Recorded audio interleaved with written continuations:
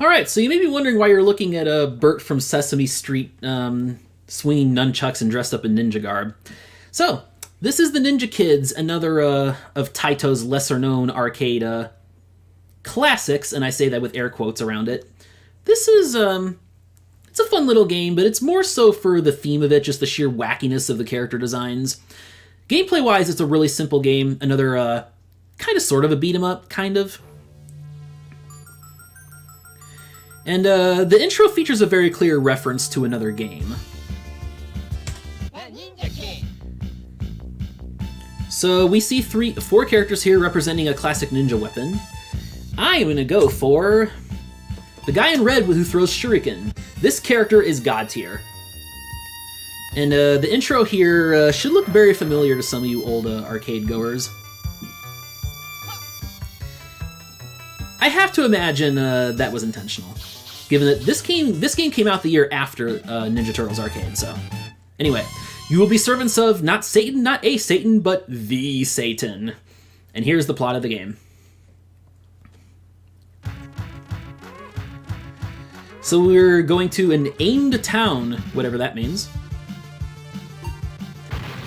So our goal is to break every background object possible, because we're going to get lots of power-ups from those.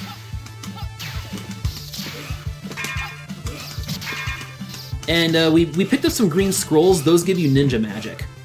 Ninja magic is similar to Golden Axe magic. The more stocks you get, the stronger your magic becomes up to a certain point. In this game, it's 4 stocks.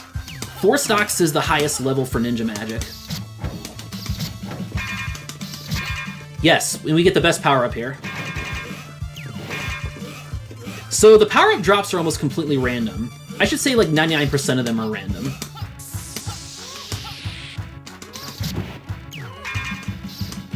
Why are we not out of this screen yet? There we go. That's why. There we go. Also, Kiki Kakai painting in the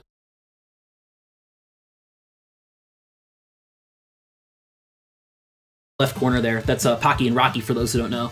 The original Pocky and Rocky was an arcade game made by Taito, believe it or not. Natsume just did the console follow-ups. It's a very similar situation to the Ninja Warriors and Ninja Warriors Again. Anyway, so you can already see why this character is godlike. He can just chuck shuriken from all the way across the screen and safely take out most things without much of a problem. The other characters, on the other hand, all have short-range melee weapons, so that's why they're so much worse.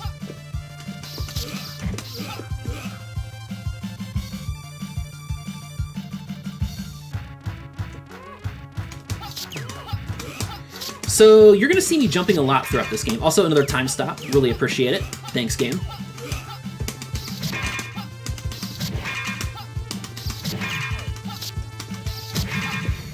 And now I'll use my ninja magic. It'll save the most time here compared to the boss, because ninja magic doesn't do the most damage in itself, it's more its screen clearing that makes it useful. But yeah, you're going to see me jumping a lot in this game, because jumping, you're actually completely invincible while in the air. You also have a dash that's invincible, it can hit enemies, but the hitbox on it is kind of awkward, so I don't use it when, you know, jumping is right there. Jumping gives you more control over your movement, too. Anyway, this boss, if you can get off axis from him, he won't attack you. Like, his AI gets glitched. So this is the new tech that I figured out for this marathon.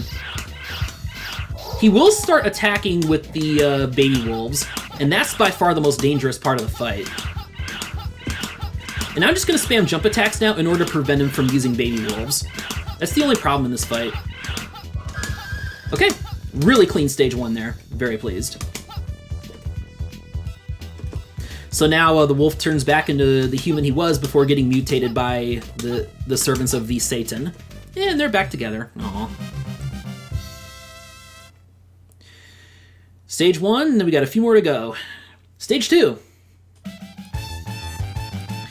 And here, wretch Ninja Kids, goes the Ku Klux Klan as Arnold Schwarzenegger says, "Do you feel our power?" Period.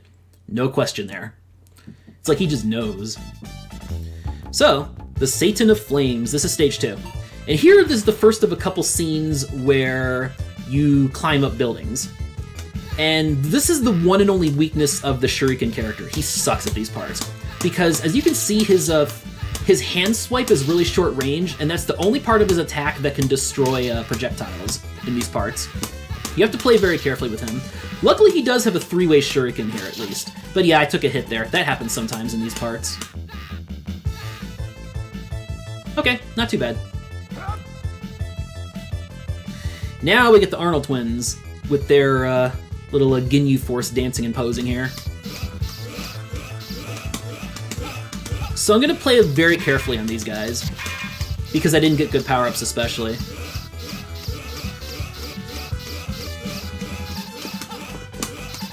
So yeah, Shurikid is really earning his money right now.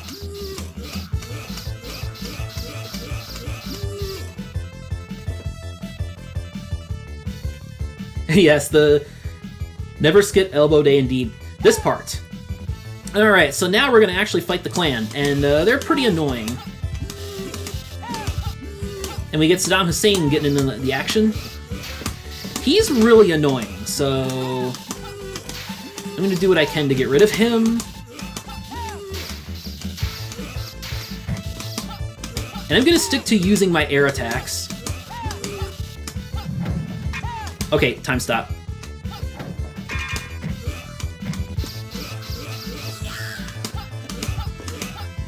So unfortunately, I made things a little bit longer by opening the doors. Like, some of the doors in this stage will randomly contain extra Saddams that you're required to kill if you make them appear. But I do want to get power-ups, though. I want to pick up some more scrolls here.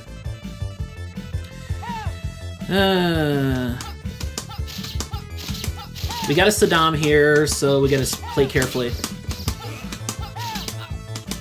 Yeah, these guys have a quicker attack than the other ones do. Yes. Pick up the invincibility.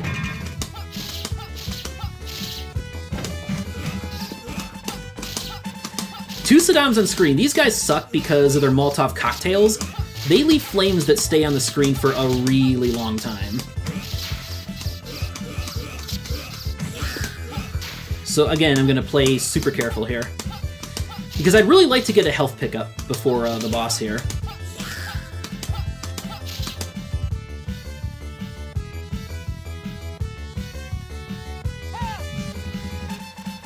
Alright.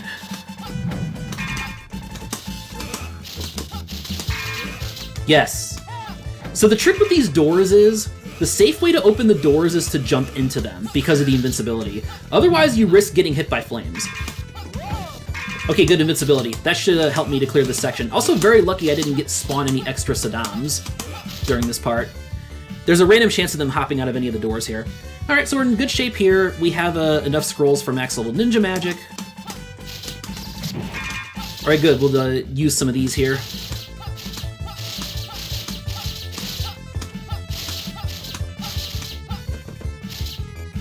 And now use ninja magic.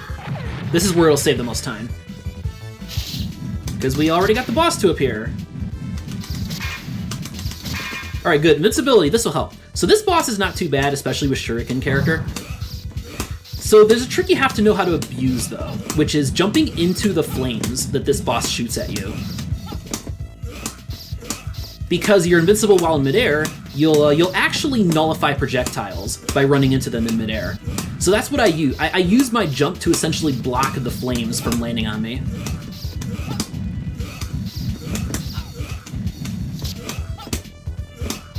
And that's it.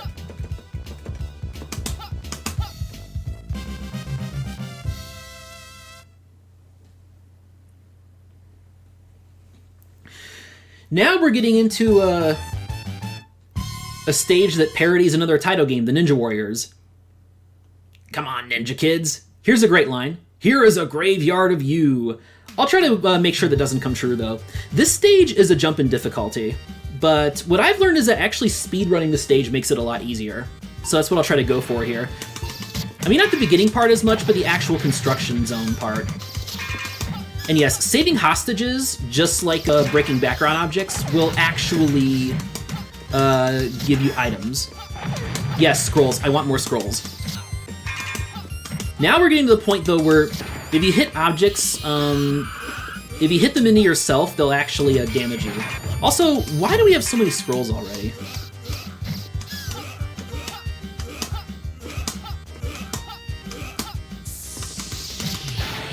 have to be very careful with those cones there. And now I'm going to have to start really using magic, too.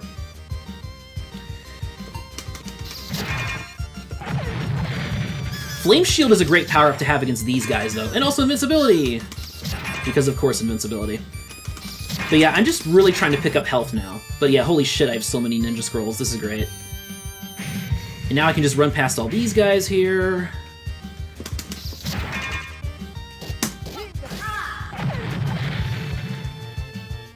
I, like, never get this many scrolls in this stage. It's weird.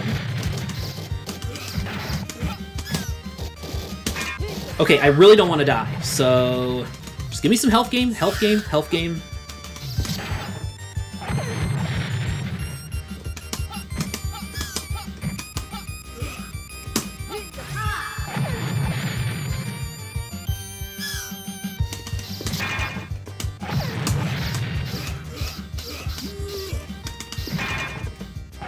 Lucky. No! I forgot. Yeah, that's the problem with those guys. They can actually hit you while landing from the sky. This is okay, though. This is okay. One death before stage 4 is acceptable for a comfortable 1cc of this, so we're still doing fine. So this guy has a Jack's Ground Pound.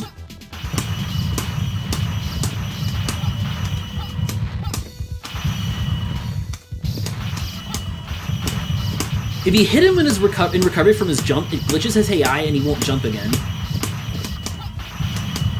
You have to destroy both of his arms, though, which means hitting him from each side.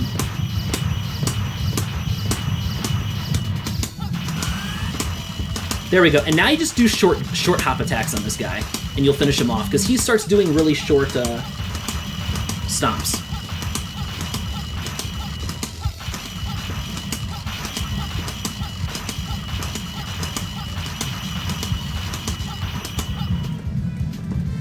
And yes, the obvious Ripley reference goes down without much of a fight. You don't lose scrolls when you die, by the way, so that's not a problem. I just used all the scrolls because I was trying not to die. Now we're up to the hardest stage in the game. And it's entirely because of this guy right here. Or rather, I should say all the guys around the guy in the middle. You must expect a hard fight, and for once the game's not lying. A bad ninja appears. Yes, a very bad ninja. I'm trying to get some good power-ups here. You have to jump... Oh god. That ninja wanted it there. Anyway, I'm trying to get the rest of the power-ups here. What I'd like are more scrolls.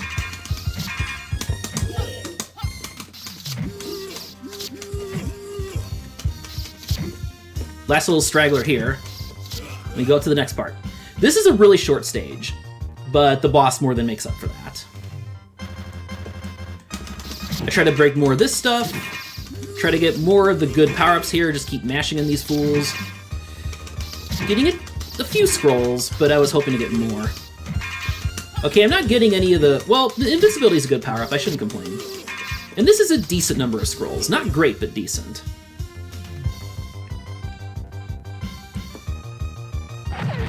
This part sucks, by the way. This is one of my least favorite parts of the game.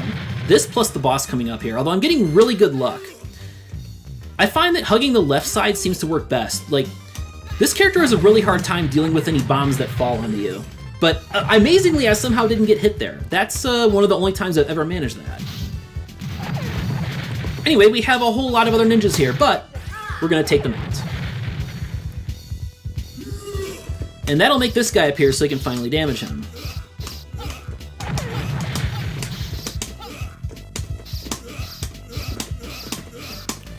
I'm going to try to stay aggressive and bulldog this guy.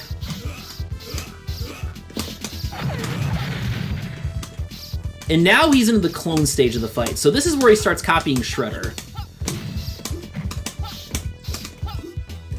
Except he's going to make a lot more clones of himself. A lot more.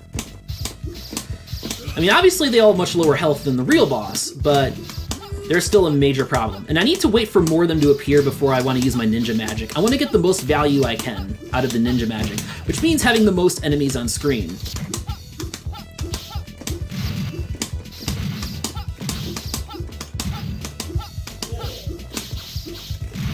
I'll do this now. I think it's a good time, because some of these should be close to death, some of these guys. Okay, I got rid of one of them at least. That's good. He's not entirely done with clones, but we've gotten them down to a much more manageable level now.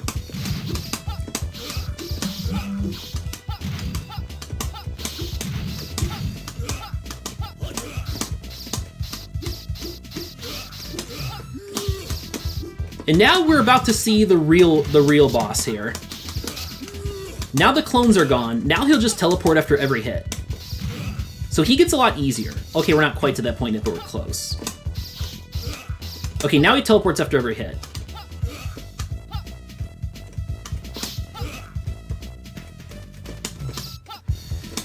The problem in this game is it has a hidden time limit.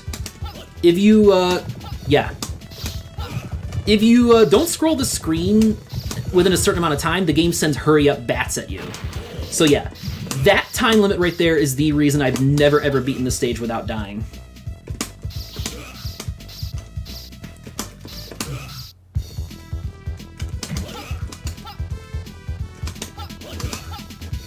He's almost dead now, though. But yeah, you can see how much health this guy has. That's the whole problem right there, is the time limit.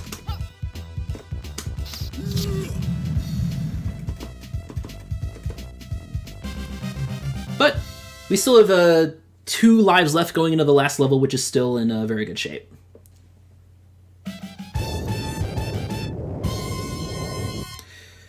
The resurrection of the Satan is soon. At any risk, keep them in Kekek. And now, the last level.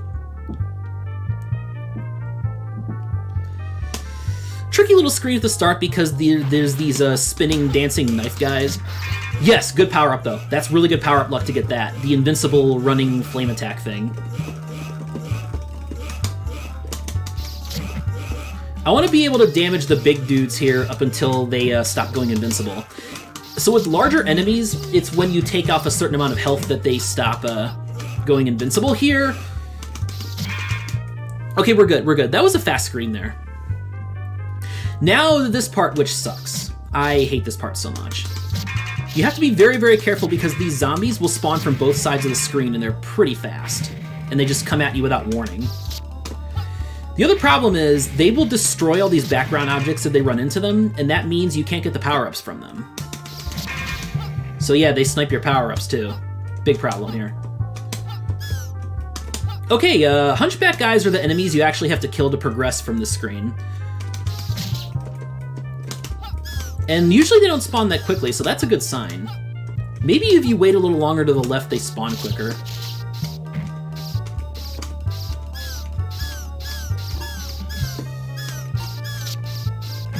Be careful with my shuriken. Wow, I'm getting really fast spawns on these guys. I'm not entirely sure what determines how quickly these guys spawn, but this is faster than usual. Alright, and we're good. Getting close to the end of the game here.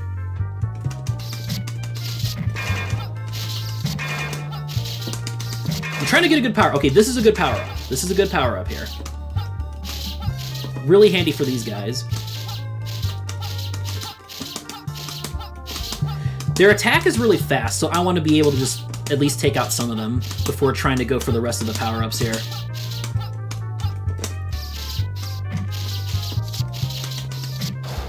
These are just score items, though.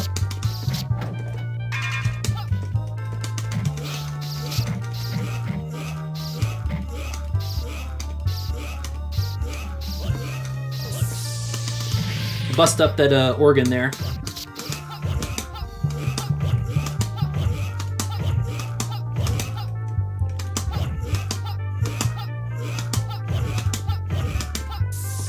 And now, going to the last room of the game.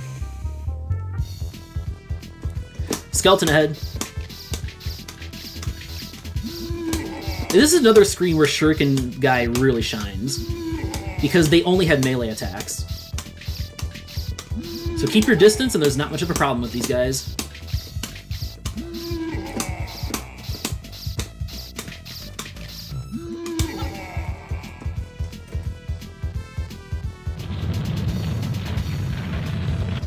And now, I think you see where this is heading. That's right, unfortunately we couldn't stop the resurrection of the Satan. The Satan has a couple attacks here. The one where he flicks his finger up like that is the one I don't want him to use. I want him to use the electric balls, because he stays in place for those and lets me get a lot of free hits on him.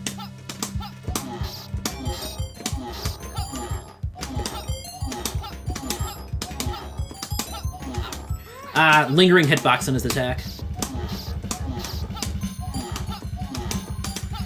You may notice the trippy visual effects in this fight. They're not just for show, either. As you deal more damage to the Satan, there's a vacuum effect in this room that pulls you toward him. The best way around it is to dash or jump. Dashing works a little better, because even your jump momentum gets affected by it.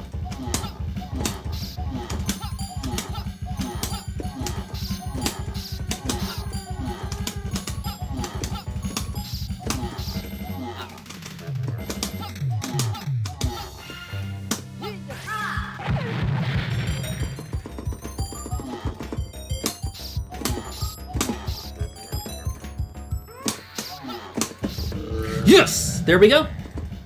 Last level completed without a death, and I will let you know when this... Well, not let you know. I'll stop the timer when it's ready. By the activity of Ninja, the resurrection of Satan was checked. I think you misspelled kakect there, game. And yes, this is where we learned that this game is actually supposed to be a wooden puppet show, which is very much a thing in Japan. So that's kind of what this game is parodying. It's parodying like Taito itself with some of the enemy designs and such. And also, you know, parodying, you know, kind of older Japanese culture here. So that was the Ninja Kids. Also, you can see this in the credits that this game was actually developed by Taito's Osaka division. Yes, they had a whole separate division there. They get a shout out in the credits here.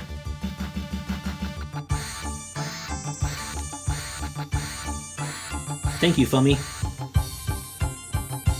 And Wizard Master. And Pinch Punch. I always forget about Pinch Punch. Quality name.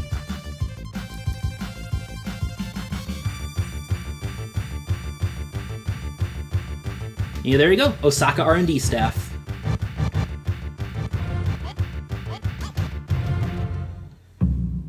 And that is the Ninja Kids. Thank you for your playing. Indeed. And as always, as is an arcade tradition, you get the sad game over music for beating the game.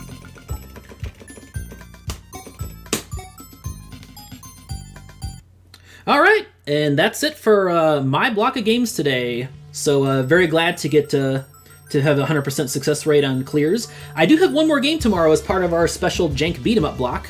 I will be playing DD Crew, which will also be a speedrun attempt.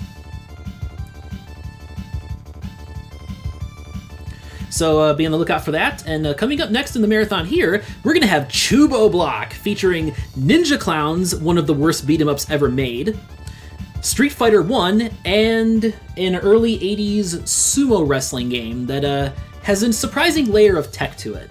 Highly recommend you stick around for Chubo Block, and then we have Zurst playing some of his interesting games, including Michael Jackson's Moonwalker and Pig Newton of Crap Mame Tournament fame. And then Lord BBH after Zurst. So, Chubo, Zurst, BBH coming up, and then more great players afterwards. So, be sure to stick around. Thank you very much, and I'll see you tomorrow.